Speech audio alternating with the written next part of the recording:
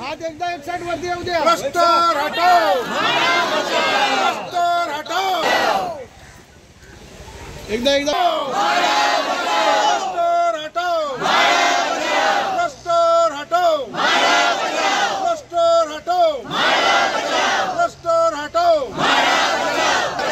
भ्रष्टाचार हटाओ।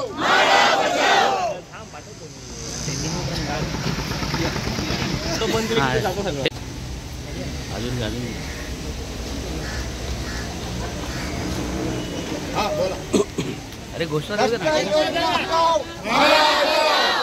भ्रष्टाचार योजना हटाओ, भ्रष्टाचार योजना हटाओ। तुम्ही मध्ये इथे मध्ये भ्रष्टाचार योजना हटाओ, भ्रष्टाचार योजना हटाओ, भ्रष्टाचार योजना हटाओ,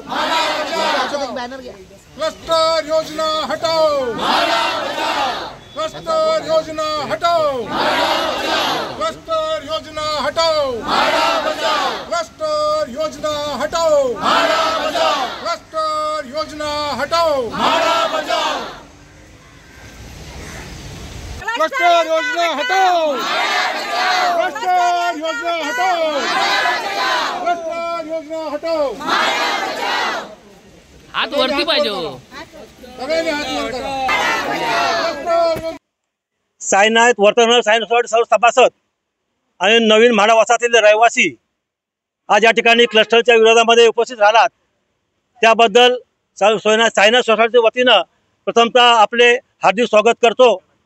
आजचा हे आंदोलन आपल्याला आपल्या हक्कासाठी शांततेच्या मार्गाने करायचं आहे, हे सगळ्यांना समजून घ्यायचं आहे। आपल्या या सांगतोय ना, ठाणे महानगरपालिकेने 27 एप्रिल 2018 साली या ठिकाणी क्लस्टरचा प्रारंभ केला। त्या दरम्यान हरकती मागवल्यानंतर सोसायटीने जवळजवळ 279 सभासदांनी सह्या करून आम्ही हरकत नोंदवली। नंतर हेअरिंग घेतली, हेअरिंग पण आम्ही गेलो आणि हरकत नोंदवली। त्या दरम्यान आता 7 वर्ष झाली। 7 वर्षाने महानगरपालिकेने या ठिकाणी भीमनगर URC 18 सेक्टरच्या अंतर्गत या आमची म्हाडा वसाहत 3.9 एकर जागा म्हाडाने क्लस्टरमध्ये घेतली आणि आमच्यावरती अन्याय केला।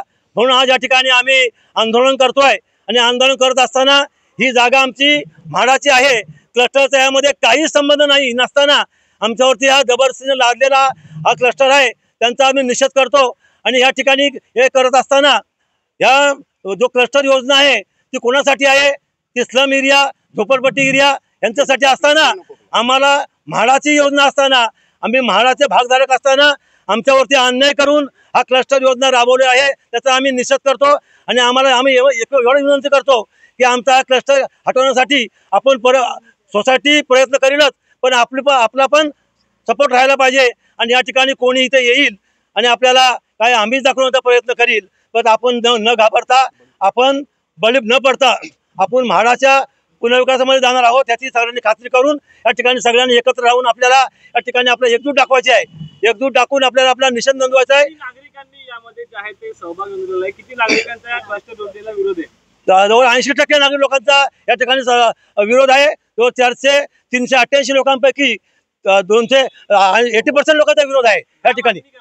आमची मागणी आहे का आम्हाला क्लस्टर नको आहे, आम्हाला आमची म्हाडाची योजना आहे, म्हाडाची जे योजना आहे तीच आम्हाला पाहिजे, तीच आम्हाला सोयीस्कर आहे, त्यासाठी आम्ही हे आंदोलन करतोय। जर मागणी पूर्ण नाही झाली तर पुढचा भूमिका काय असेल? मागणी पूर्ण नाही झाली तर सरकार दरबारी जे आम्हाला करायचं आहे, कोर्ट असेल, कचेरी असतील, त्या मागणीतून आम्ही त्याचा निषेध करून आम्ही काम चालू करू। तुमचं नाव सांगा पूर्ण। शिवाजी पांडुरंग उतेकर, अध्यक्ष।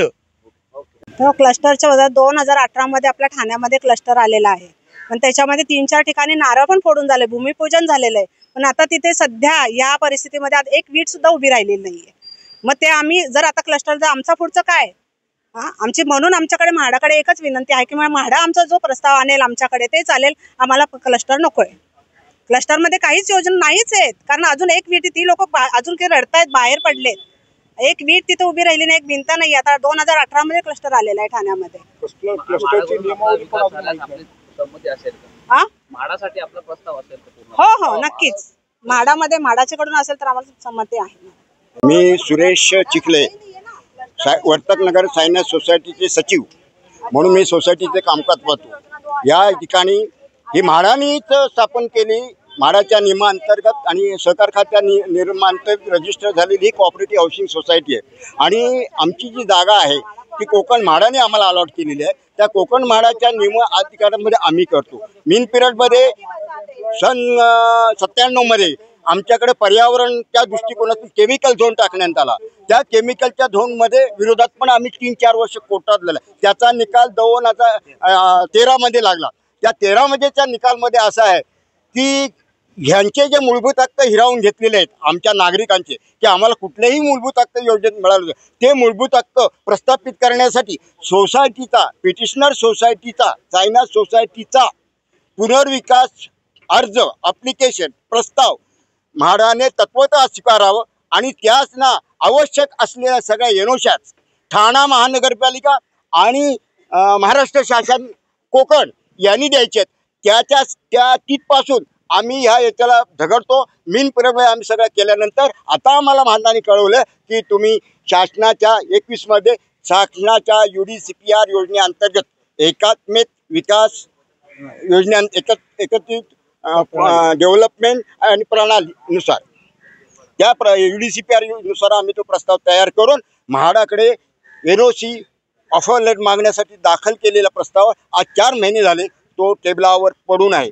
मग त्या संपूर्ण गोष्टीनंतर तुम्हाला क्लस्टरमध्ये टाकलं, आता विरोध कशा प्रकारे आहे? आम्हाला विरोध असा आहे की आम्ही म्हाडाचेच भूमीधारक आहोत. ही भूमी आमची आहे. उद्या ह्या भूमीचे आम्ही उद्या मालक आहोत. इंच जागेवर आमच्या सगळ्या सभासदांचा आणि झाडाचा हक्क निर्माण होणार आहे. क्लस्टर योजनेमध्ये हा हक्क आमचा हिरावून घेतला जाणार आहे. आणि आमची जागा असं ऐकलंय आम्ही की नगरपालिकेत ट्रान्सफर होणार आहे. म्हणजे एकदा खालची जागा ट्रान्सफर झाली मग आमची जमीन कुठे गेली? आणि आमची एवढी आहे 3.90 हेक्टर म्हणजे जवळजवळ 9 एकर. क्लस्टर योजनेला 10 एकरचं काहीतरी आहे माझ्या माहितीप्रमाणे. त्याच्यानंतर तो क्लस्टर होतो. मग आमची एवढ्या सोसायटीची 3.90 हेक्टर जागा त्याला जॉईन केल्यानंतर हा जो काय विकास होणार आहे त्याच्यात कॉमन सुविधा कॉमन हे बाकीच्या काय देणार ते त्या स्पष्ट नाहीत. GR मध्ये स्पष्ट आहे की ह्या योजने आम्ही वाचलेलं GR या योजनेमध्ये 30 चौरस मीटरपर्यंत 320 FSI तुम्हाला मिळणार आहे. आणि त्याच्यावरती जर जादा असेल तो तुम्ही मार्केट रेटमध्ये खरेदी करायचा आहे. म्हणजे बांधकाम खर्च वगैरे ह्याच्यात आणि असा मिळून तो योजनेमध्ये. आणि त्या योजनेला ही योजना आम्ही सगळ्या सभासदांना सांगितलेली आहे आणि डिटेल आम्हाला मिळालं नाही. पण क्लस्टर योजनेला पूर्वीपासून विरोध आहे आणि या विरोधाला आम्ही ठाम आहेत. आणि आम्ही सांगतो क्लस्टर हटाव.